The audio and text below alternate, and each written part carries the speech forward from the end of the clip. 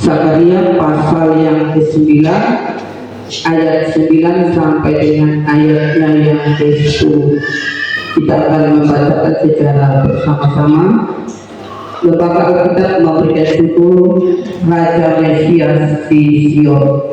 1, 2, 3. Bersorak-soraklah dengan nyanyi, hai putri Sion. Bersorak-sorailah, hai putri Yerusalem. Lihat rajamu datang kepadamu. Ia adil dan jaya. Ia lemah lembut dan mengendarai seekor keledai. Seekor keledai terbang yang muda. Ia akan melenyapkan kereta-kereta dari Efraim dan kuda-kuda dari Yerusalem. Busur perang akan dilenyapkan, dan ia akan memberitakan damai kepada bangsa-bangsa. Wilayah kekuasaannya akan terbentang dari laut sampai ke laut, dan dari sungai Efrat sampai ke ujung-ujung bumi. Bapak Ibu saudara-saudara yang terkasih di dalam nama Tuhan kita Yesus Kristus, di dalam perenungan firman Tuhan pada minggu akhir yang ketiga, saya mengangkat satu tema, yaitu menantikan kedatangan Raja Damai. Menantikan kedatangan Raja Damai. Nah, kalau kita melihat di dalam Zakaria 9 ayat 9 dalam ayatnya yang ke-10, ini kita melihat nubuatan tentang kedatangan raja yang istimewa. Jadi menubuatkan tentang kedatangan raja yang istimewa, yaitu raja yang adil, raja yang jaya, raja yang lemah lembut dan membawa damai. Meskipun ada yang mengatakan bahwa di dalam nubuatan ini lebih tepat di dalam konteks Paskah, karena berbicara tentang Yesus memasuki Yerusalem, dan di situ Yesus mengendarai seekor keledai. Tetapi Bapak Ibu saudara-saudara, di dalam bacaan ini juga berbicara tentang Raja Mesias, berbicara juga tentang nubuatan tentang Mesias yang akan datang. Sehingga di dalam perenungan kita pada minggu akhir yang ketiga ini, saya mengangkat satu tema, menantikan kedatangan Raja Damai. Jadi tema kita adalah menantikan kedatangan Raja Damai, karena masa akhir adalah masa penantian akan kedatangan Tuhan kita Yesus Kristus. Sehingga tema kita adalah menantikan kedatangan Raja Damai. Nah, di dalam renungan ini bagian yang pertama adalah di dalam tema kita menantikan kedatangan Raja Damai, karena Raja Damai ini adalah Raja yang dinantikan. Jadi Raja ini adalah Raja yang dinantikan oleh umat Israel. Raja ini adalah Raja yang dinantikan, yang dinubuatkan oleh nabi-nabi tentang kedatangan Raja yang membawa damai. Bahkan kalau kita melihat di dalam ayatnya yang ke-9, dikatakan bahwa bersorak-soraklah dengan nyanyi, hai putri Sion. Bersorak-sorailah, hai putri Yerusalem. Nah, jadi kalau kita melihat di dalam bagian awal di dalam ayatnya yang ke-9, ini merupakan seruan sukacita. Ini merupakan seruan pengharapan. Ini merupakan seruan yang penuh dengan kebahagiaan, seruan yang penuh dengan sukacita. Dikatakan bersorak-soraklah dengan nyanyi, hai putri Sion. Bersorak-sorailah, hai putri Yerusalem. Jadi di dalam seruan sukacita ini, Zakaria menjelaskan kepada umat Israel tentang sukacita akan kedatangan raja yang dinantikan. Jadi raja yang dinantikan ini adalah raja yang memberikan sukacita. Raja yang dinantikan ini adalah raja yang memberikan kebahagiaan. Raja yang dinantikan ini adalah raja yang memberikan pengharapan. Sehingga Zakaria mulai di dalam pembacaan kita dengan bersorak-soraklah dengan nari. Nah, kenapa Zakaria mengatakan bersorak-soraklah dengan nari? Karena pada saat itu bangsa Israel sedang menghadapi situasi yang tidak baik-baik saja. Karena pada zaman Zakaria mereka tidak mengalami situasi yang baik-baik saja, meskipun mereka baru saja kembali dari perjuangan di Babel. Meskipun mereka baru kembali dari perjuangan di Babel, tapi situasi mereka pada saat itu adalah situasi yang tidak baik-baik saja. Situasi mereka secara politik tidak baik-baik saja. Situasi mereka secara ekonomi tidak baik-baik saja. Banyak yang mengalami kemiskinan. Banyak hasil pertanian mereka tidak memperoleh hasil yang baik. Secara ekonomi mereka tidak baik-baik saja. Secara kepemimpinan pun tidak baik-baik saja, Bapak Ibu Saudara-saudara, karena mereka mengharapkan raja yang datang itu adalah raja seperti Raja Daud. Mereka mengharapkan raja yang datang itu adalah raja yang memimpin seperti Raja Daud. Jadi secara politik tidak baik-baik saja, karena mereka dikuasai oleh kerajaan Persia pada saat itu. Sehingga dari aspek politik tidak baik-baik saja. Dari aspek ekonomi masih banyak yang mengalami kemiskinan. Hasil pertanian mereka tidak memperoleh hasil yang baik. Jadi dari segala aspek mereka tidak baik-baik saja. Sehingga mereka menantikan seorang raja yang datang itu dapat memimpin mengeluarkan mereka dari kesulitan yang mereka hadapi. Bapak Ibu Saudara-saudara, di dalam situasi yang tidak baik-baik saja itu, Zakaria mengatakan bahwa mereka harus bersorak-sorak dengan nyanyi, hai putri Sion, bersorak-soraklah hai putri Yerusalem, lihatlah rajamu datang kepadamu. Jadi di sini Zakaria menjelaskan bahwa rajamu, lihatlah rajamu yang akan datang, rajamu yang akan memimpin kamu, lihatlah rajamu yang akan mengatasi semua persoalan kamu, baik dari aspek politik tadi, baik dari aspek ekonomi tadi, maupun dari aspek spiritual. Ini yang dijelaskan oleh Zakaria di dalam ayatnya yang ke-9. Nah, yang menjadi pertanyaan adalah raja yang dimaksudkan di dalam Zakaria di dalam ayat 9 ini adalah siapa? Tidak lain dan bukan lain tetapi di dalam diri Tuhan Yesus.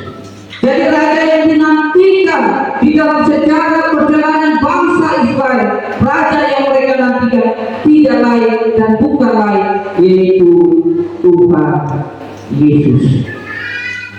Jadi yang mereka nantikan, yang dinantikan mereka berpuluh-puluh tahun, itu tergenapi di dalam diri Tuhan kita Yesus Kristus. Tuhan Yesus adalah penggenapan dari raja yang dinantikan ini sebagai keturunan Daud.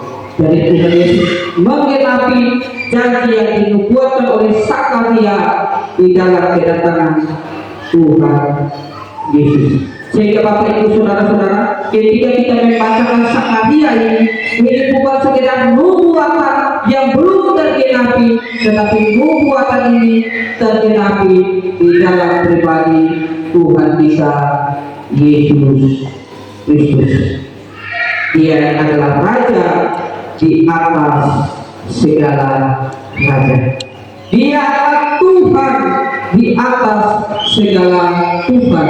Dia adalah pemimpin di atas segala pemimpin di seluruh dunia. Tuhan Yesus adalah Raja yang memimpin penuh dengan kebajikan. Sehingga Raja ini tergenapi di dalam pribadi siapa? Di dalam diri Tuhan Yesus. Tetapi Bapak Ibu Saudara-saudara, di dalam tradisi Yahudi sampai saat ini mereka masih menantikan Mesias. Di dalam tradisi Yahudi sampai saat ini mereka masih menantikan Mesias. Jadi dalam pikir orang Yahudi Yudaisme, mereka percaya Tuhan Yesus sebagai Mesias yang tergenapi itu tidak. Mereka tidak percaya Tuhan Yesus sebagai Mesias. Mengapa demikian? Karena Mesias yang mereka pikirkan adalah seorang pemimpin politik yang hebat. Mesias yang mereka pikirkan adalah pemimpin militer yang hebat. Mesias yang mereka pikirkan adalah bukan Mesias yang lemah lembut seperti Tuhan Yesus, tetapi Mesias seorang tokoh politik yang hebat, seorang tokoh militer yang hebat. Sehingga sampai saat ini di dalam tradisi Yahudi mereka masih menantikan Mesias. Mesias itu belum tergenapi di dalam diri Tuhan Yesus. Tetapi di dalam kekristenan percaya bahwa Tuhan Yesus adalah Mesias yang dinubuatkan, yang dibicarakan oleh para nabi, yang dinubuatkan oleh para nabi, digenapi di dalam diri Tuhan Yesus. Nah, bagian yang kedua Bapak Ibu Saudara-saudara, kita melihat dari bacaan kita bahwa Raja ini adalah Raja yang adil, Raja yang jaya, dan Raja yang lemah lembut. Ini kalau kita lihat di dalam ayat 9 dikatakan bahwa lihatlah Raja datang kepadamu, ia adil, ia jaya, ia lemah lembut. Jadi kita melihat bahwa karakteristik sifat di dalam Raja ini ada 3, yaitu ia adil, ia lemah lembut, ia jaya, dan ia lemah lembut. Jadi di sini kita melihat Zakaria menggambarkan Raja ini sebagai adil, jaya, dan lemah lembut. Adil dalam konteks memimpin, dia memimpin dengan penuh keadilan. Jaya dalam konteks memimpin, dia memberikan keselamatan. Dan dalam konteks kepemimpinan juga dia disebut sebagai pribadi yang lemah lembut. Jadi ada adil, keadilan, ada jaya, keselamatan, ada lemah lembut. Nah, 3 sifat ini ada di dalam pribadi Tuhan kita Yesus Kristus. Tuhan Yesus adalah pribadi yang penuh dengan keadilan di dalam memimpin. Tidak hanya itu saja, Tuhan Yesus juga adalah pemimpin yang memberikan keselamatan. Tuhan Yesus adalah pemimpin yang memberikan keselamatan kepada orang-orang yang dia pimpin. Dan Tuhan Yesus juga adalah pribadi yang lemah lembut. Jadi ada adil, ada jaya keselamatan, ada lemah lembut. Bahkan kalau kita melihat di dalam Yesaya juga menubuatkan bahwa Tuhan Yesus adalah pemimpin yang penuh dengan keadilan. Misalnya kita lihat di dalam Yesaya 11 ayat 4 dan 5. Yesaya pasalnya yang ke-11 ayat 4 dan ayatnya yang ke-5 itu dikatakan, tetapi ia akan menghakimi orang-orang yang lemah dengan keadilan dan akan mendatangkan keputusan terhadap orang-orang yang tertindas di negeri dengan kejujuran. Ia akan menghajar bumi dengan perkataannya seperti dengan tongkat, dan dengan nafas mulutnya ia akan membunuh orang fasik. Ia tidak akan menyimpang dari kebenaran dan kesetiaan seperti kepinggang tetap terikat pada pinggang. Nah, Bapak Ibu Saudara, ini berbicara tentang nubuat tentang raja damai yang akan datang. Raja damai yang akan datang yang dinubuatkan oleh Yesaya, bahwa raja damai yang akan datang itu akan memimpin dengan penuh keadilan, dengan penuh keadilan. Selain itu, raja ini juga selain memimpin dengan keadilan, raja ini juga memimpin dengan penuh keselamatan. Kita tahu bahwa Tuhan Yesus datang ke dalam dunia dengan satu misi, seperti tema kita, Allah mengutus anaknya supaya dunia diselamatkan melalui Dia. Jadi kata jaya itu dia memimpin dengan keselamatan, karena misi daripada Tuhan Yesus adalah Dia datang untuk menyelamatkan manusia yang berdosa. Bahkan kalau kita melihat di dalam Matius pasal 20 ayatnya yang ke-28, Matius pasal yang ke-20 ayatnya yang ke-28, itu dikatakan bahwa sama seperti anak manusia datang bukan untuk dilayani, melainkan untuk melayani dan untuk memberikan nyawanya menjadi tebusan bagi banyak orang. Jadi apa yang menjadi tujuan Tuhan Yesus datang ke dalam dunia? Tujuan Tuhan Yesus ke dalam dunia adalah untuk menyelamatkan dunia dari dosa. Jadi tujuan Tuhan Yesus datang ke dalam dunia tidak lain adalah untuk menyelamatkan manusia dari dosa. Jadi di sini kita melihat keadilan dan keselamatan dinyatakan oleh Tuhan Yesus. Jadi keadilan, keselamatan, jaya keselamatan, dan juga kelemah lembutan. Sehingga kalau kita berbicara tentang Natal, itu berbicara tentang kasih Allah yang terbesar, kasih Allah. Kita berbicara tentang Paskah, itu berbicara tentang keadilan, keadilan Allah. Sehingga kalau kita berbicara tentang salib, itu berbicara tentang keadilan dan kasih Allah, kasih Allah dan keadilan. Jadi keadilan dan kasih Allah dinyatakan di dalam diri Tuhan Yesus. Natal berbicara tentang kasih yang terbesar, Allah datang ke dalam dunia. Paskah berbicara tentang keadilan Allah yang terbesar.